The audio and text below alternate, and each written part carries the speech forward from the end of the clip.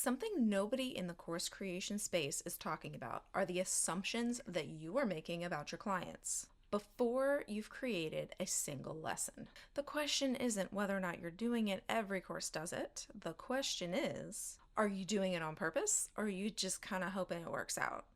I'm Dr. Katrina Mitchum, and I've been designing and redesigning courses online since 2009. So, marketing gurus like to talk about avatars or personas, but learning science, we talk about schemas. Personas and avatars are for selling, schemas are for learning, and they are not the same thing. If you want a deeper dive into schemas, last week's video will do that for you. But schema is basically a mental filing cabinet. Everything your clients already know about a specific thing can be found in that folder or whole cabinet, depending on whether or not you're teaching people that already know something about your topic. So when you're teaching someone something, they are looking in that folder, right? Their brain is looking for the right folder to file it under, or a different folder that might help them make the connection between the concepts. And if you account for what they might already have in their folder, then things start to stick, right? Learning starts to happen. And if you don't,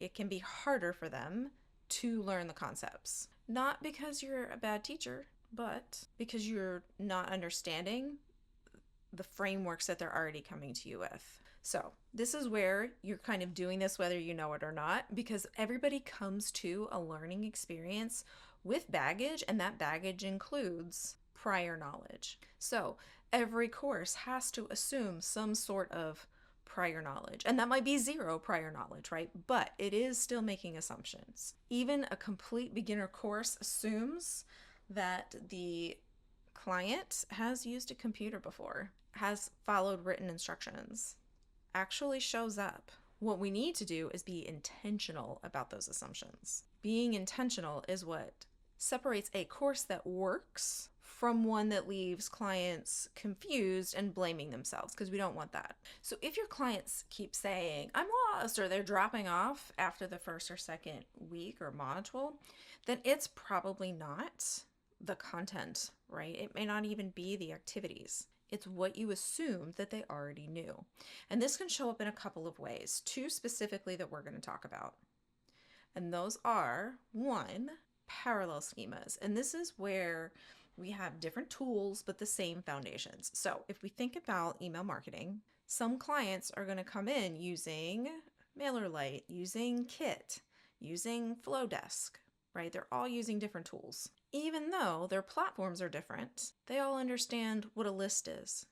They know what a campaign is. They know what automation does. This is parallel knowledge that's focused on email marketing as opposed to specific tools. You can absolutely serve all of those clients in the same course, but you're going to have to teach it a little bit differently, right? So you're going to teach the concepts and then show how it applies across platforms. That might mean you need to look at the different terms that different platforms are using. And it might mean that you're giving some more guidance on where to find those things in specific platforms. But the core of the course and what they're going to do is going to be concept driven.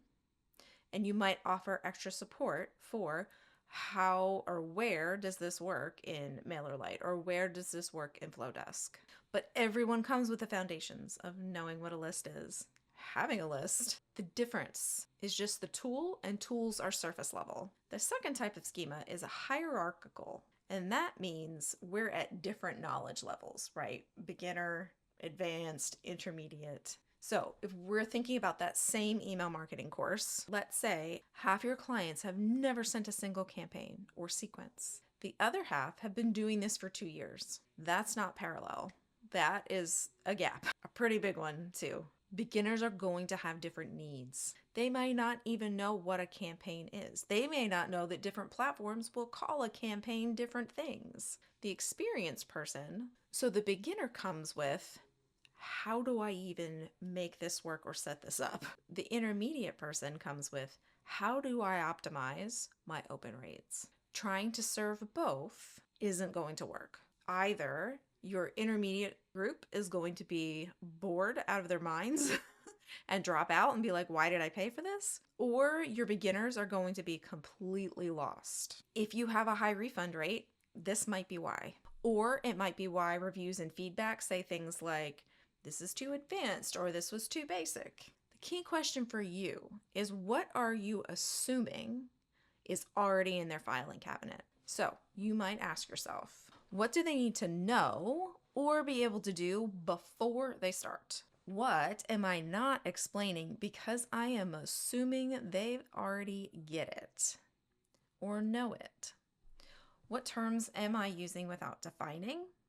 And what skills am I expecting them to already have?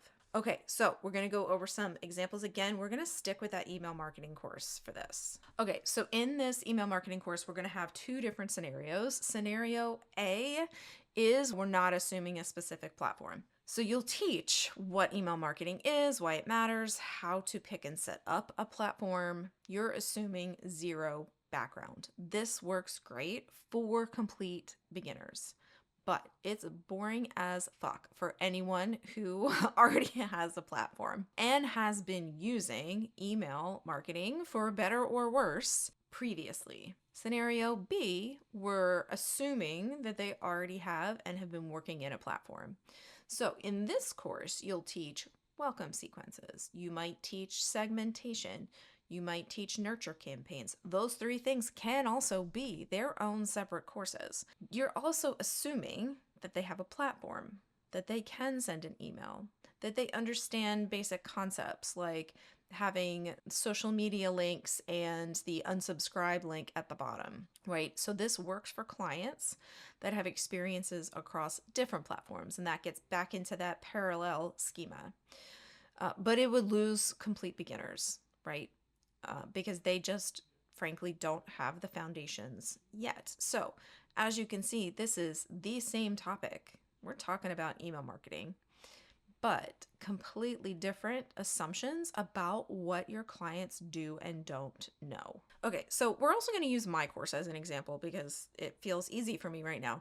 So some things that I assume. I assume that they have experience in something that they want to teach. I also assume they've never designed a course before, or they have a course and it's not going very well.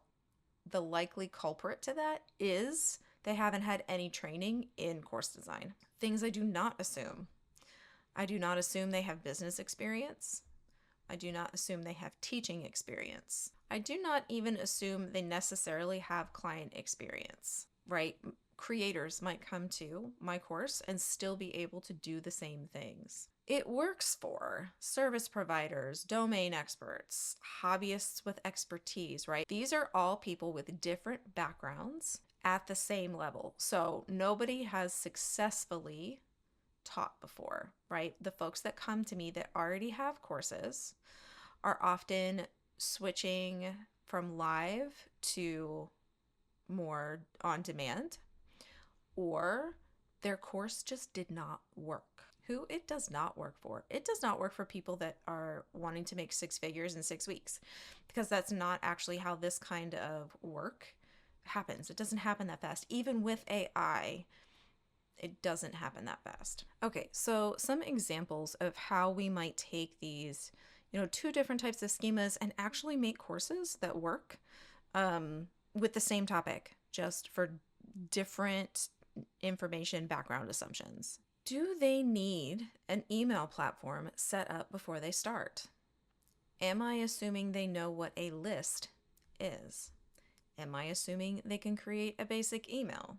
Am I assuming they understand opens, clicks, and conversions? Those are the kinds of questions that you would ask if you were doing this email marketing course. Those are your schema assumptions. Okay, so what do we do once we know what we're assuming, so we don't make asses out of you or me? You're going to first pick your hierarchical level, right? So commit to, this is beginner, this is intermediate, this is advanced, right? For my own course, it is a beginner course.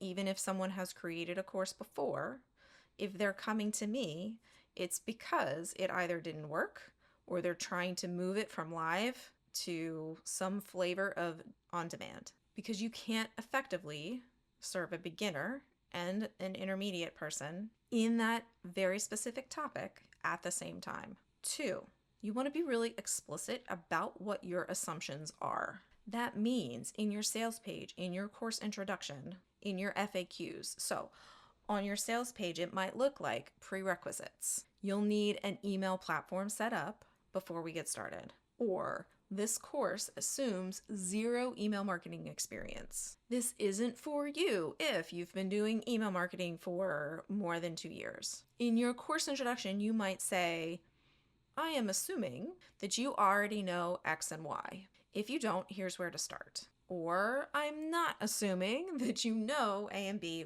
we're going to cover that. In your FAQs, you might have things like, do I need MailChimp or do I need Kit? With answers like, no, we teach concepts across all platforms. Or questions like, I've never sent an email campaign. Is this too advanced? Then you answer that question with things like, nope, 0 experience assumed. Or you might have a question like, I've been doing this for 3 years, will I be bored? Or I've been doing this for 3 years, will I learn anything new?